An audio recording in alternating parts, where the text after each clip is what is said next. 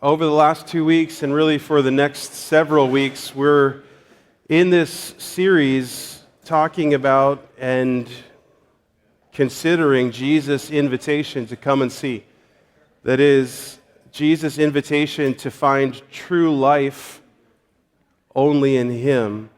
We've talked an awful lot over the last couple of weeks, and we'll probably continue to point at these things, and I think it's growing realities even in us as we look at our world and we look at ourselves, that we have so many things available to us, and yet, as people, we are the loneliest and most unfulfilled we have ever been in quite some time. And we've tended to look to all kinds of things in this world or even in ourselves for true satisfaction, true meaning, true security, true acceptance, true fulfillment in life, and we find all of them wanting, all of them lacking. And Jesus says, come and see. Could life really be found truly in Him? Today we're going to see another interesting, pretty famous interaction that Jesus has with a person you wouldn't have expected someone like Jesus to be hanging out with. And again, to her, offering her this invitation, this time in the form of come and worship. If you have a copy of the scriptures, you can turn to John chapter 4. If not, no worries at all. We'll always put this stuff up on the screen so you can easily follow along and be confident that I'm not making it up. John chapter 4, starting in verse 4, this is the story of Jesus' interaction with the woman at the well. Now he had to go through Samaria. So he came to a town in Samaria called Sychar, near the plot of ground Jacob had given to his son Joseph. Jacob's well was there, and Jesus, tired as he was from the journey, sat down by the well. It was about noon. When a Samaritan woman came to draw water, Jesus said to her, "Will you give me a drink?" John gives us a parenthetical statement of context here. His disciples had gone into the town to buy food, so it's just the two of them. The Samaritan woman said to him, "You are a Jew. I'm a Samaritan. How are you going to ask me for a drink?" Another helpful contextual statement. For Jews do not associate with Samaritans. Jesus answered her, "If you knew the gift of God and who it was that asked you for a drink, you would have asked him, and he would have given you living water." "Sir," the woman said, "you have nothing to draw with, and the well is deep. Where can you get this living water? Are you greater than our father Jacob, who gave us the well and drank from it himself, as did also his sons and his livestock?" Jesus answered, "Everyone who drinks this water from this well will be thirsty again. But whoever drinks the water I give them will never thirst. Indeed, the water I give them will become in them a spring of water welling up to full or eternal life." The woman said to him, "Sir, give me this water, because I don't want to get thirsty again and have to keep coming here to draw water."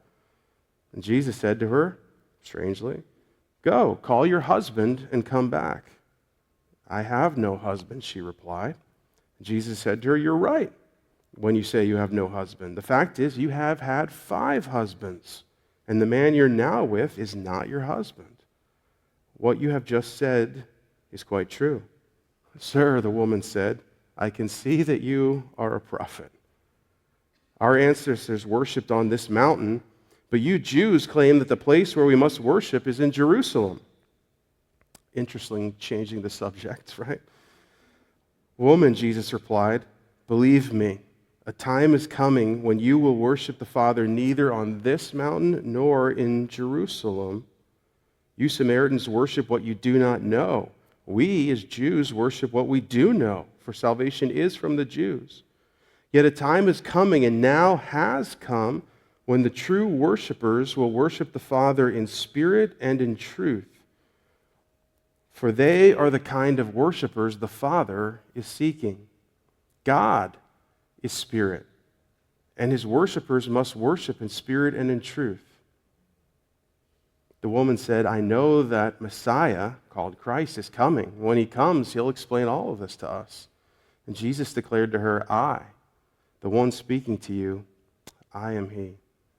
Just then his disciples returned and were surprised to find him talking with this woman. But no one asked, what do you want, or why are you talking to her? Then, leaving her water jar, the woman went back to the town and said to the people, come see a man who told me everything I ever did. Could this be the Messiah? They came out of the town and made their way toward him. Word of God for the people of God. So again, we have this interesting story. And just like the story last week of Jesus engaging with the chief tax collector named Zacchaeus, we see some very clear realities in this story as well. Just like in that story when Jesus was set on Jerusalem and yet had to go over here so that he could meet up with Zacchaeus, that is, that Jesus was intentional about seeking out Zacchaeus, so too in this story, Jesus is incredibly intentional about seeking out this woman. You say, well, no, the story doesn't tell us that. It says he got tired, he sat by a well. Well, listen to how the whole story began, and you have a clue, right? Whenever these kind of words come up in the Bible, you should say, oh, why is that there? It says in verse 4, it says, he had to go through Samaria. Now, that's an interesting statement. Why did he have to? Well, you would say, well, geographically, he would have had to. And at some level, the truth is, yeah, going through Samaria is the fastest way. But historically, the Jewish people disliked the Samaritan people so much that they made it a point to go around Samaria when they were traveling from the north back down to Jerusalem. So if he was being a good Jew, the right phrasing would have been, he had to not go into Samaria. But why did he have to go there? Because he wanted to meet this woman. And in the same way as this interesting conversation with Zacchaeus, we are surprised that Jesus is going to pause and have a conversation with this person. And there's a number of reasons for it. And we don't have time to get too in-depth in this, but let me try to explain it quickly. As is made clear by John in this passage, the Jews and the Samaritans, they do not like each other. And there's a couple of reasons for that.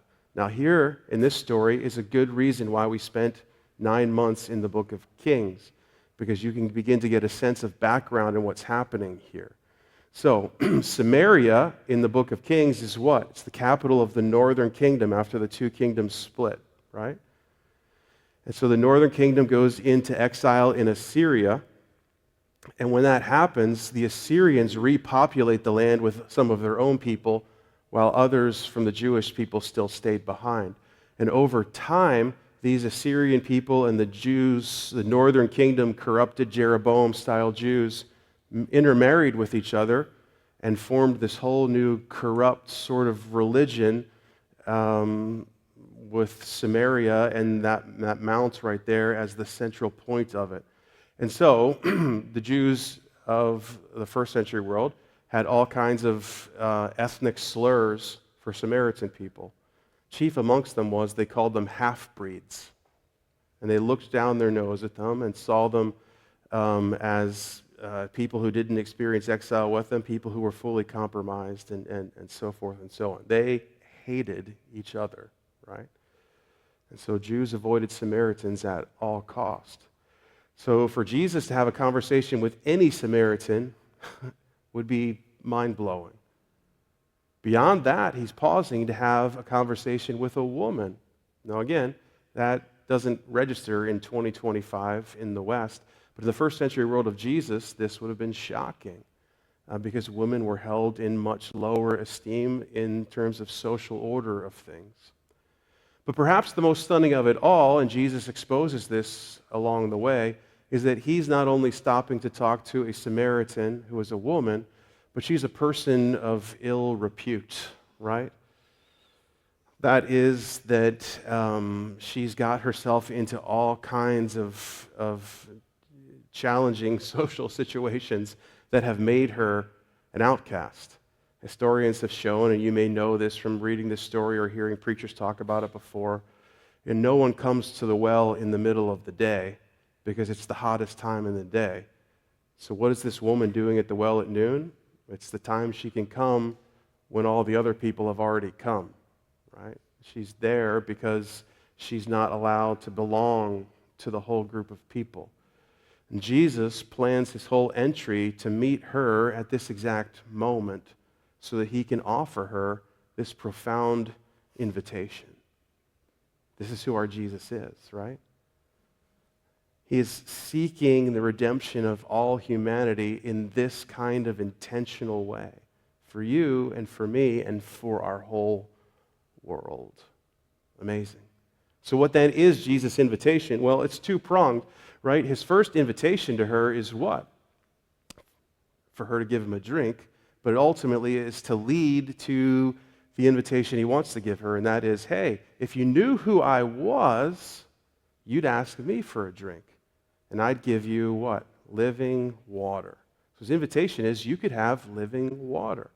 And at first, the woman doesn't quite understand because in that culture, in that day, living water meant a water gathered from the depths of the earth that was more pure, more running, less corrupted, less polluted. And those people in that day, in that well, which was highly regarded, and she's basically saying to him, you think you can get water from a greater depth than this well here? I mean, this is Joseph's well. And of course, Jesus isn't talking about regular water at all. This becomes clear to her when he asks a follow-up question about her husband. He's talking to her about soul satisfaction. He's talking to her about the fullness of life. He's offering to her all the things her soul is actually longing for could be quenched. Where? In him. Do you want this living water? Well, eventually she says, yeah, I do. And Jesus pivots, as he's classic to do, and says, I'm not sure you know exactly what I'm talking about. Let me ask a hard, challenging, and probing question so that you get a better understanding of what I'm actually offering you. And he asks her a very painful question. Now, mind you, he does it in an incredibly private situation, doesn't he? How kind of him. He doesn't bring her to the front of the town square because he's not coming to condemn her or to even accuse her. He's coming to offer what she's actually longing for.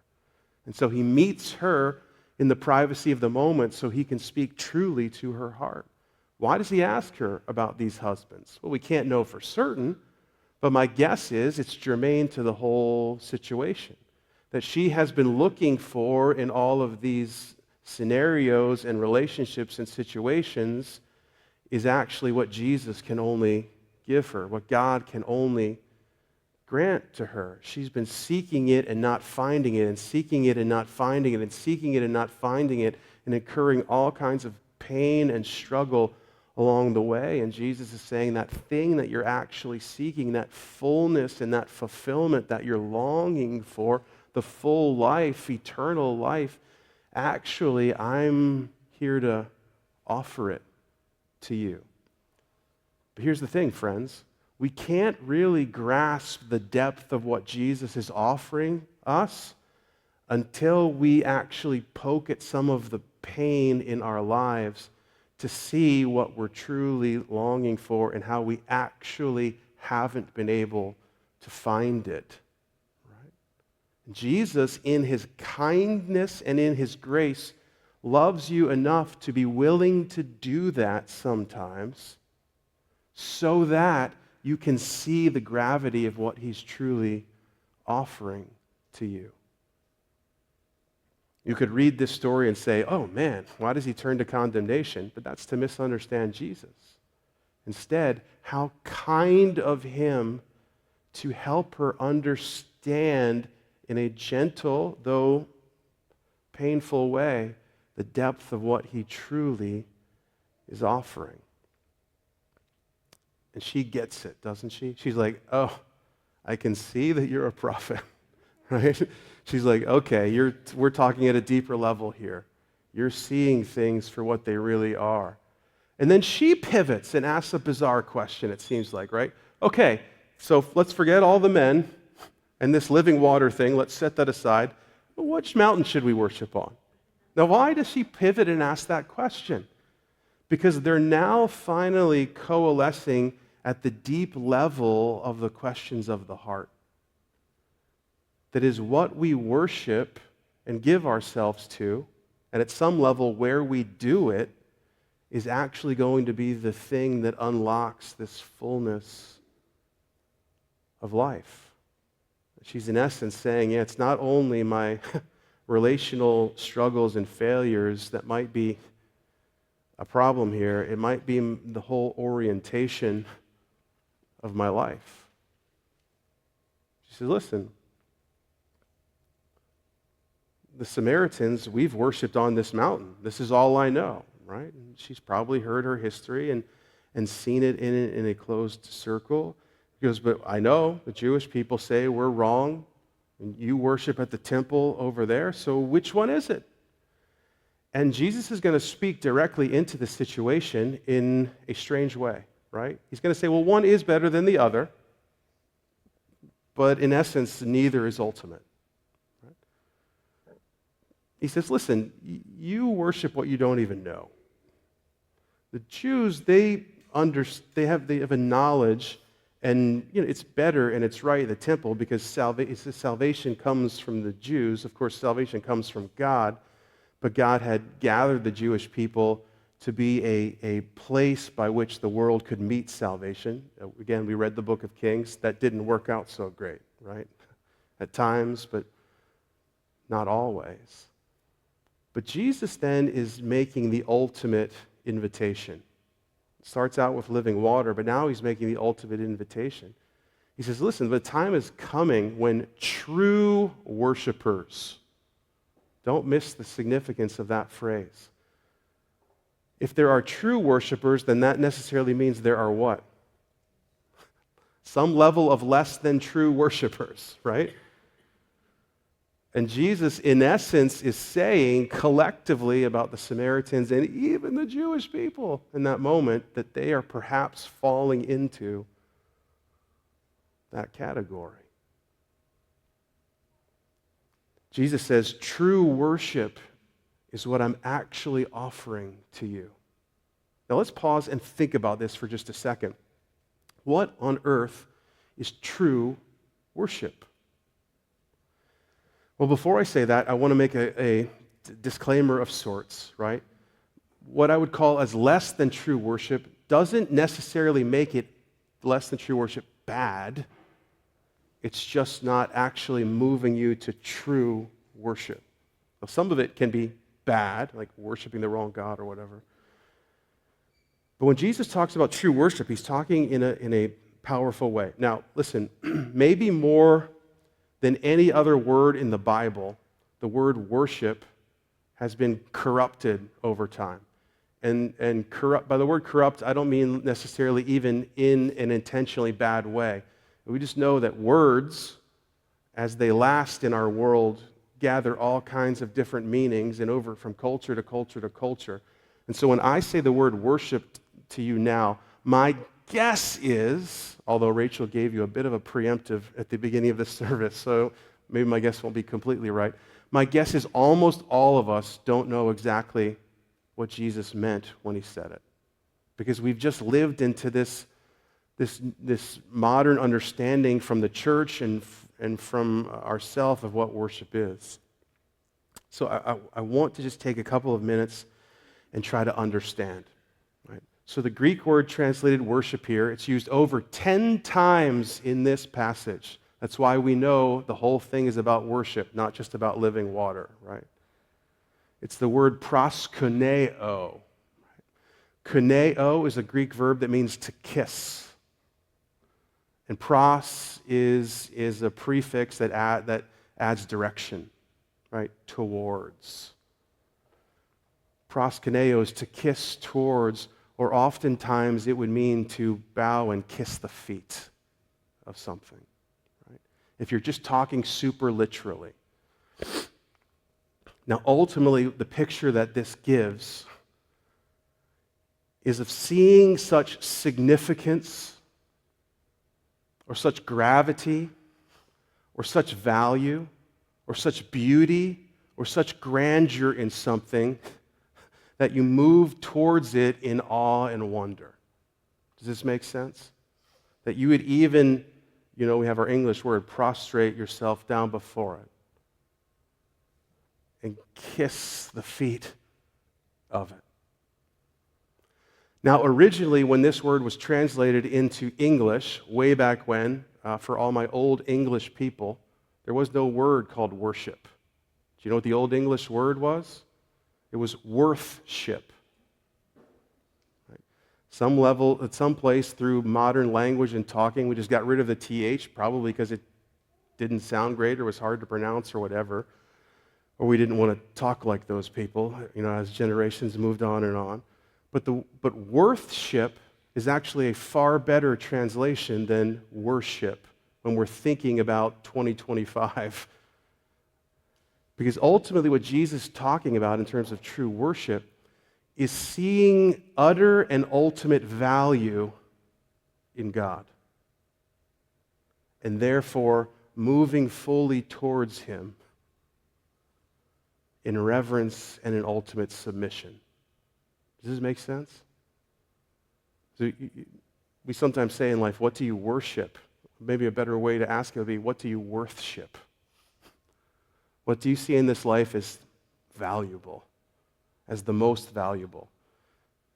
And listen, every single time you can define what that is because you give most of yourself to it. Right? It's just the way it works.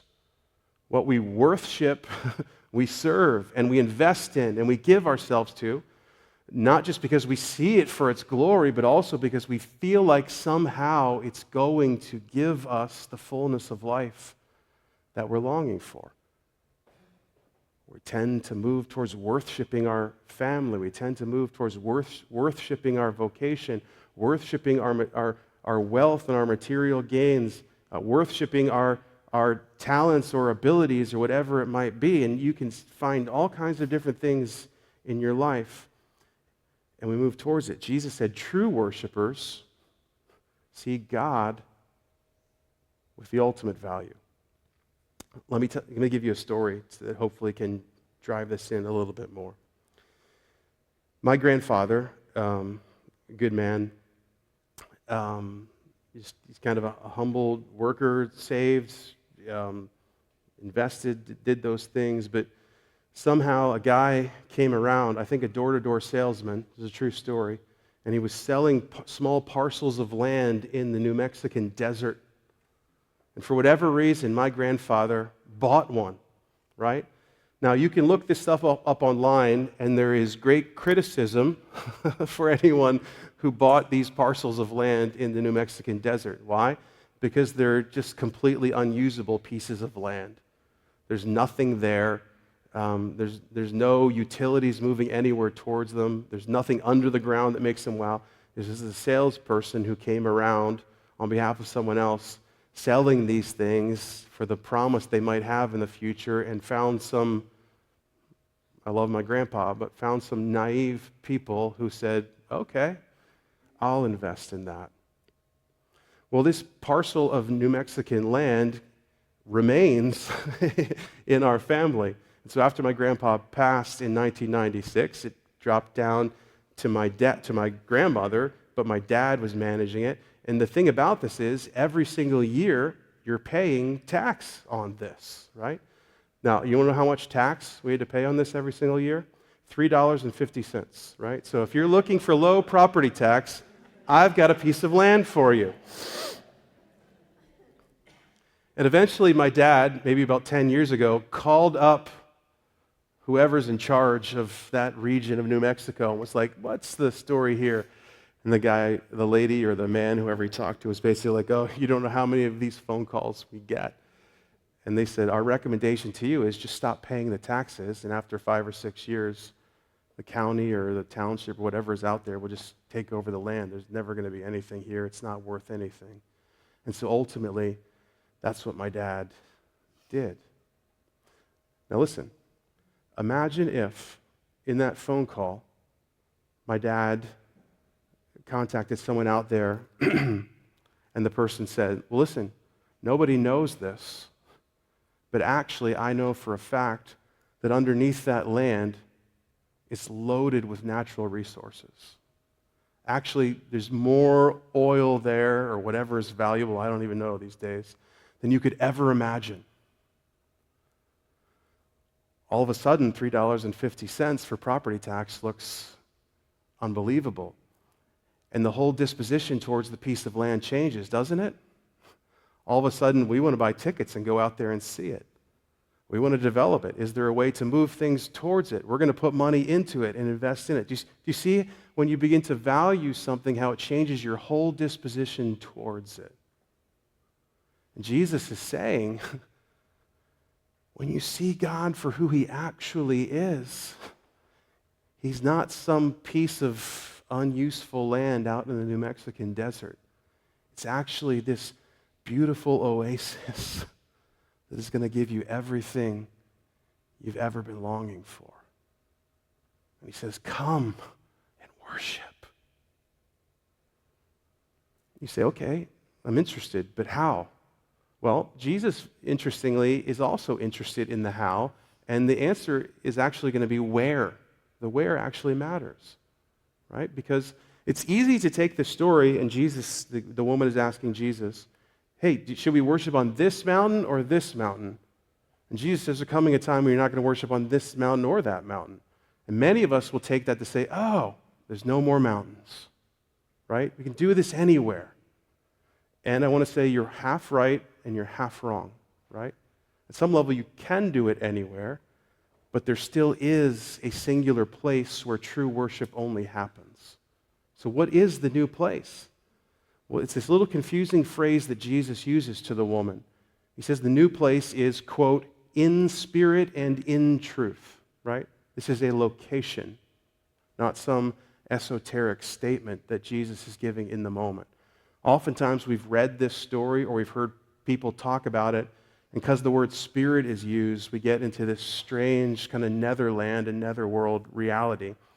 But I want to suggest to you this morning with utter confidence that Jesus is necessarily talking about a particular location because he's actually talking about a particular person. Jesus is talking about himself. What does it mean to worship in spirit and truth? It means to worship in Jesus. You say, well, how can you know that? Well, a couple of reasons. First of all, one, if you have the NIV translation, wonderful translation, it's the one I just read from, but you'll notice I read it slightly different than it probably popped up on the screen because the NIV makes a mistake, right? The Greek word for spirit is pneuma, and when translators are translating that, they're often asking the question, oh no, what do we do? Is this the Spirit of God, capital S, or is this Spirit, which is often used in all kinds of other ways, lowercase s? You notice that the NIV chooses the first, capital S, and puts an article in front of it, but it's anarthrous. There's no article in the original text. I know I'm getting into the weeds, but I just want to help you understand. So it should be lowercase s. I would even tell you it would be totally fine for you in your NIV Bible to take your pen and cross out the capital S and make it a lowercase s and put a line through the word the. Because it's misleading. Because it's made so many people to say, oh, I got to get into the Spirit to worship. No. Jesus clarifies what Spirit is in this whole passage, right? Contextually, that's where we find answers. It's just a couple of verses later, what does Jesus say about God? God is Spirit, right? Interesting right there, the NIV doesn't put the word the in front of that, even though it's the same construction. I apologize. Stop crucifying the NIV, but you get my point. So if God is spirit and you worship in spirit and in truth, what Jesus is ultimately inviting us to see is that God as spirit, which is at some level unknowable, untouchable, intangible, other, is made true and tangible and clear in the appearance of Jesus, right? Jesus will go on to say in the gospel what? I am the way and the life and the truth and the life. When it says worship in spirit and truth, it's worship in and through Jesus, because Jesus has made God knowable to us. He's made him true to us, not just a concept or an idea, but fully embodied and completely available to us. The very same way in the Gospel of John, Jesus is repointing the temple towards himself. Why? It's no different in this passage, because Jesus is now the place or the means through which true worshipers pursue, see the value of God, and respond to it. Does it make sense? What an incredible invitation that Jesus is giving to this woman. Now, fascinating again, when he invites her to this, he doesn't say, now go get all your affairs cleaned up. Like, figure out all that 5 marriages thing and whoever it is you're with now. And then, perhaps, you can worship in spirit and in truth. Well, the invitation is without prerequisite, without qualification. It's completely open and available to her. And the implication from Jesus is that when you do this, you begin to drink from the living water that quenches the thirsts and the longings of your soul. Stunning. So, Adam, you're saying to me that the answer to finding true life is worship? 1,000%. It actually is. And so I pause and say to you, what are you worshiping? Where do you see and find value in this life and in this world? What are you ordering yourself around and moving towards? Those are the things and places you are looking for full life. And how's it working out? Even when you're tasting it in part, it is fleeting, isn't it? Always afraid it's going to go away. Trying to hold on to those experiences. And Jesus said, what if you could actually drink from something that would put inside of you a well that quenches your thirst?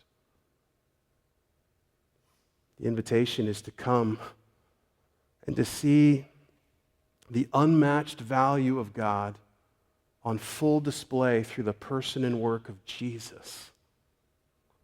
The value of a God who would seek you out in your proverbial Samaria, who would love you enough to poke a little bit at the places you've wrongly looked for full life, and would offer to you, not based on your performance, but based on his love for you, this full life that you long for. The invitation of Jesus, come and worship. Now, we've kind of set this whole series along 4 different levels of engagement. And listen, there are probably way more than 4. This is just meant to give handholds for you as you process. Okay, what does this mean for me? And we said there are people who are skeptics, right? And that's fine.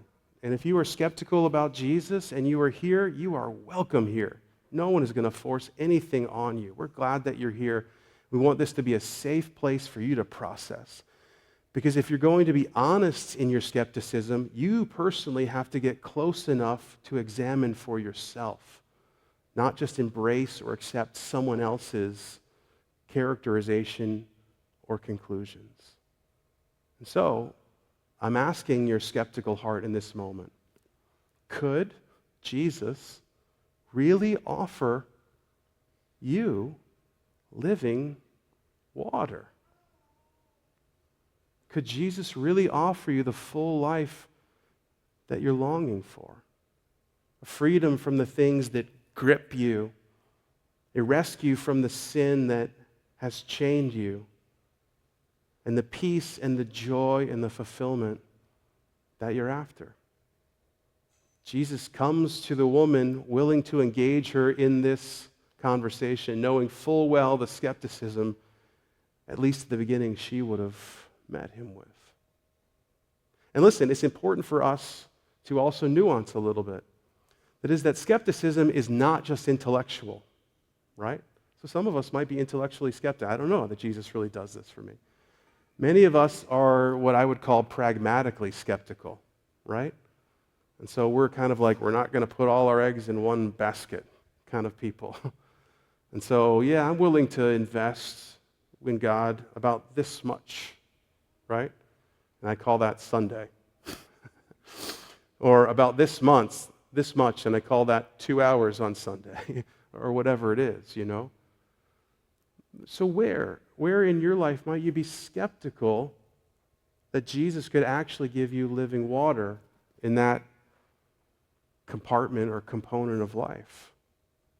And what would it mean for you in this moment to just come near to Jesus and be honest with your skepticism and engage with him and see? That's all he asks, right? But maybe you're here and you're what we would call, or what the Bible would refer to at some level as like a seeker. I don't mean that in terms of modern evangelical language. But like, no, you're like, okay, I'm not skeptical. I believe that Jesus really can offer this, and I'm longing for it. Right? And we say, great, Jesus invites you into this. He's probably going to ask you a couple of hard questions privately, right? Something about the sense of which gods, lowercase g, or what things have you tended to give yourself to? Have you tended to place ultimate value in and invest in? And how have they left you wanting? It's a gracious question that Jesus asks you. It's not a condemning question. If you're feeling condemnation in that, that's coming from outside of Jesus, maybe even from evil places, and you can flat out reject it. It's not from Jesus. Jesus is asking it because he wants you to really search your heart and your soul for what it is you're longing for. And then Jesus invites you not just to intellectually say, okay, I agree. Cool, that would be wonderful. But to worship. That's how we access what we're seeking. To actually see value and move towards and invest in it. And you might say, okay, fine, but I'm already there. I'm already what I would call, in terms of this whole worship conversation, or I would call myself a believer, right? I believe. I'm moving towards. So I would say to you, what is Jesus' invitation to you in this moment? What are some potential next steps for you? Well, one is, have you got clear in your mind and in your heart what worship actually is? It's holistic. It's not compartmentalized, right? Almost anyone in the Christian subculture now who would ask, what is worship? Oh, that's that singing thing. Yes, but that singing thing is just a response to the value we see. If the singing thing is not a response to the value we see, then we can sing all we want and it's actually not worship. And I think it happens a lot in the church, especially in performative circles where it's all about a church band or organization trying to give you an experience so that you feel good and can keep coming back. Friends, oh my goodness, that is a complete misdirector by leaders. The whole purpose of a Sunday morning gathering, or anyone who's leading you, is that you would see and know Jesus and have opportunity to respond. We do that through songs because of the words and the message that they speak. We do that through teaching because we're trying to put Jesus in front of you, not trying to create moments or experiences for you. Can that happen sometimes? Sure, we're not against that. But it's not about the creation of that so you feel good inside and have these moments. It's, have you actually seen Jesus and the value he has and responded to it? We can have people who come to a Christian concert or a Sunday morning gathering and have these experiences in worship, And they go home and live their life in a completely different way. Why? They're not worshipers. They're consuming good music that moves their spirit. That's a problem, friends. The whole reason we do this Sunday morning thing is to make Jesus known. And it's why it's so significant for all of us, because it's best done not just when there's good music leaders. Thank God for that. We praise God that we have those.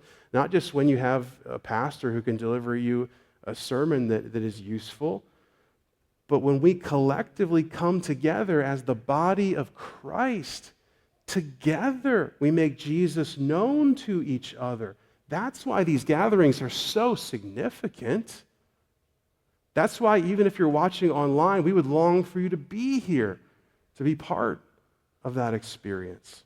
And that's why you coming is not just what you can get from it.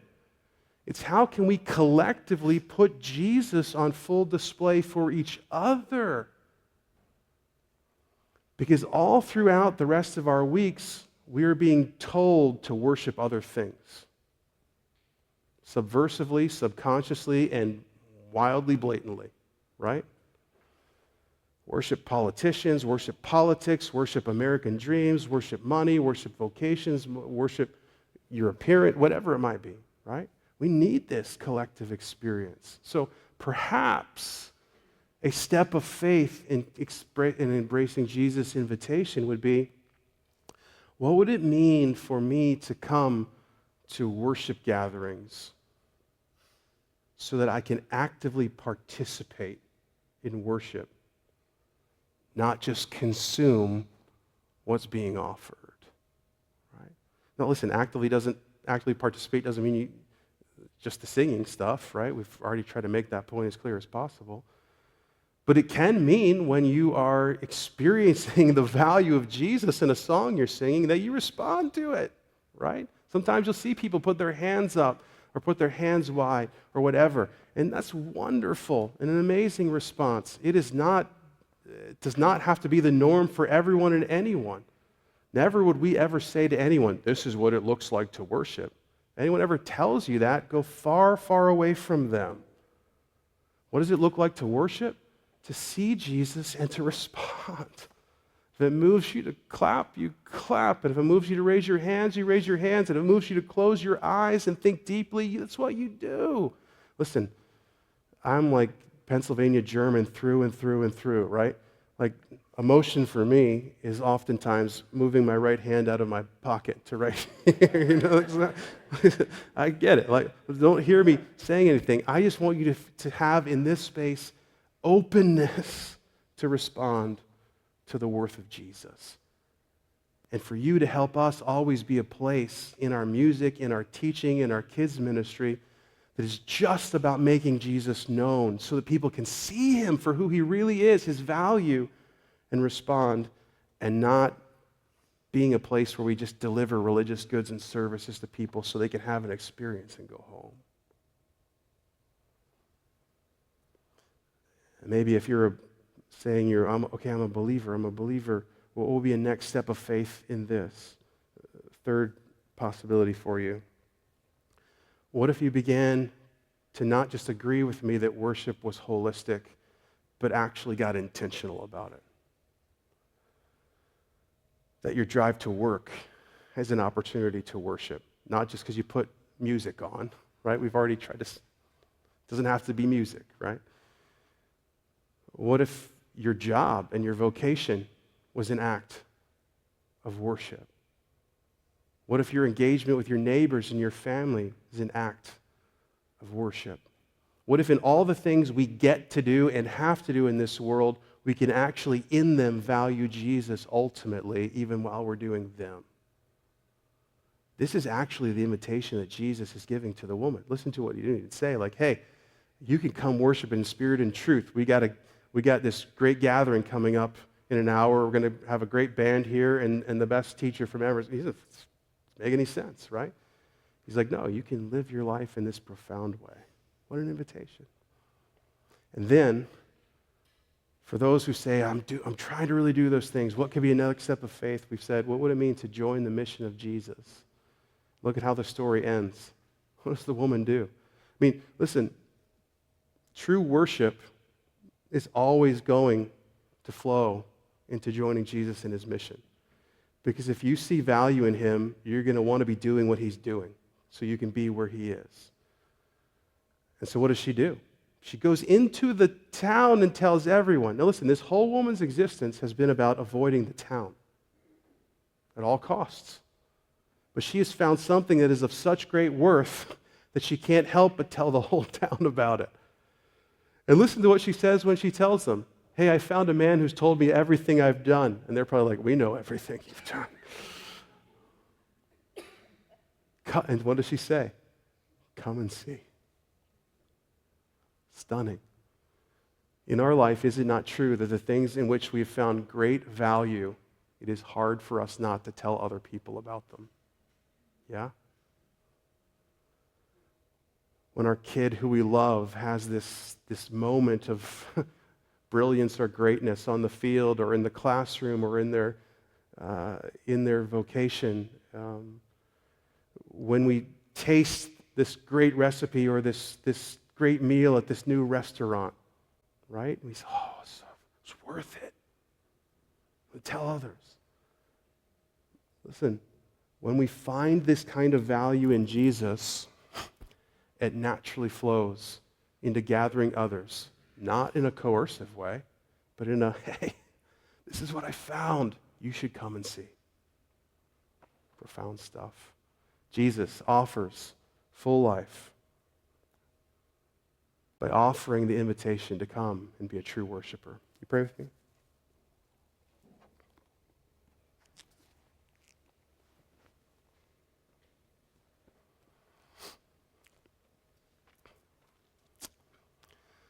Jesus, we, maybe we'd use different language today, I don't know, but we are thirsty. We would like to drink from the deep places, this living water that quenches.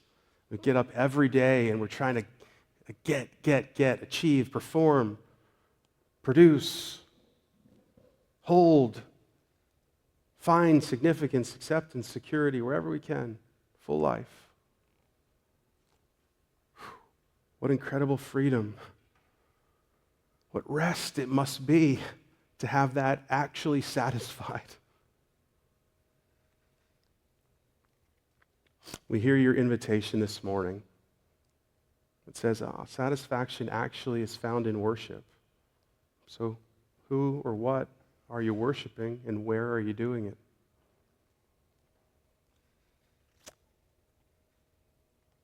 And I pray, Spirit, for myself and for all who are engaging with this, that you would help us to ask honest and real questions of ourselves. What am I? Skeptical, seeking, believing, following? And what might you be calling me to next? And would I be willing to get close enough to you to consider it?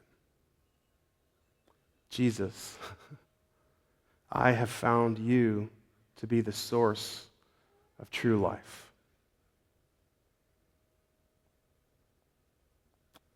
I worship you this morning. We worship you. Help us to be increasingly more and more holistic worshipers of you alone. I pray it in your name. Amen.